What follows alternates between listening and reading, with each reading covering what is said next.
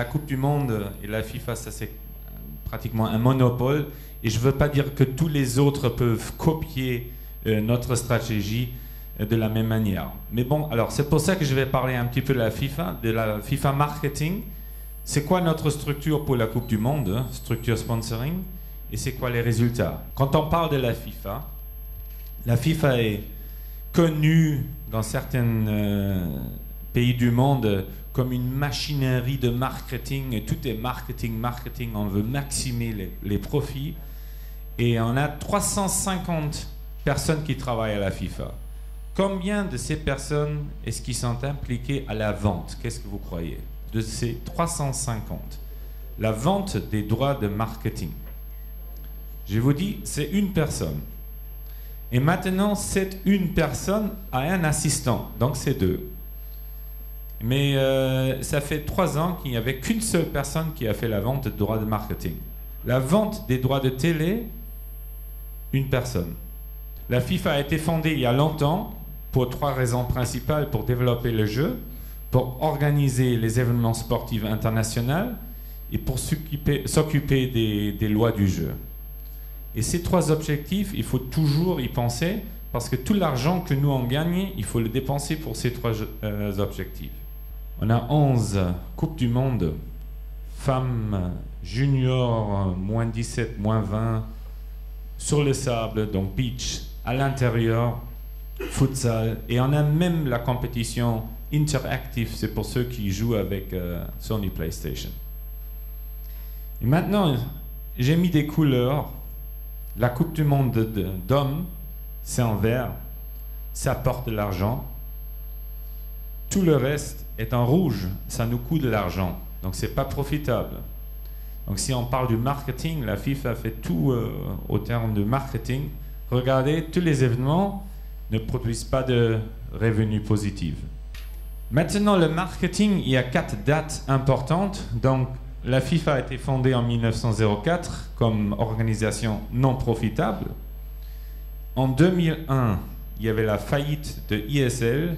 Jusqu'à ce moment-là, c'était cette entreprise ISL qui tenait les droits de marketing et télé, pas seulement pour la FIFA, pour l'UEFA, pour la fédération d'athlétisme, la fédération de natation et tout ça. Une autre date importante, c'était en 2006, parce que tous les contrats de marketing et de télévision ont été expirés en 2006. On pouvait recommencer à zéro. On était dans une situation formidable pour une fédération comme la FIFA. Une dernière date, c'était la Coupe du Monde de 2010 en Afrique du Sud, qui a apporté plus d'argent que jamais dans l'histoire de la FIFA. Alors, qu'est-ce qu'on fait dans notre département de marketing? D'abord, on essaie de définir les droits pour les sponsors, ce qu'on a fait en 2006. On veut assurer que le return on investment soit maximum pour les sponsors. C'est pour ça qu'on a une vingtaine de personnes qui s'occupent de ça. Autour de 20 personnes travaillent avec nos sponsors. Mais ce qui est très important aussi, il faut se focuser aussi sur l'événement elle-même et sur les marques. Donc, le sport est toujours la chose la plus importante. Donc, ça doit vraiment rester le football pur comme elle est. Donc, on a analysé, on a trouvé qu'il n'y a que 6 catégories qui permettent de vendre des droits à un prix très haut. Donc 6 catégories de produits où on a d'abord des entreprises qui sont fortes et qui peuvent se permettre de payer ce prix, et où il y a la concurrence. Parce que si on a une catégorie où il n'y a qu'une seule entreprise, on ne va jamais pouvoir négocier un bon prix. Et qu'est-ce que ça veut dire? C'est quoi la différence entre un sponsor et un partenaire?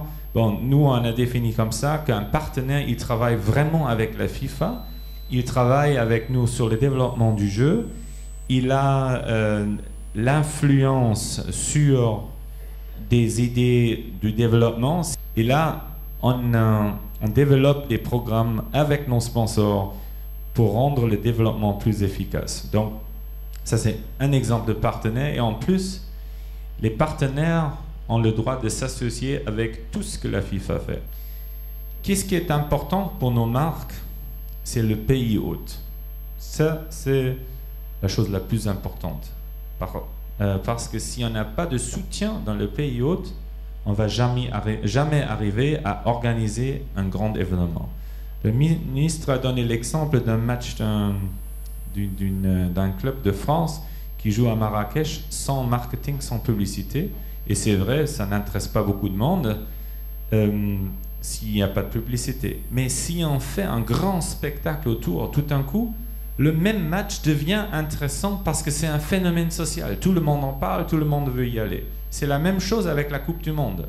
Vous allez noter qu'il y a beaucoup de personnes, je parle de ma famille, ma mère, ma tante, ils ne s'intéressent absolument pas au football. Mais la Coupe du Monde, ils ne veulent pas rater un seul match. Donc c'est juste parce qu'il y a tellement de spectacles autour que ça devient important pour eux. La FIFA gagnait autour de 1 milliard de dollars par an, grâce à la Coupe du Monde d'hommes et à rien d'autre.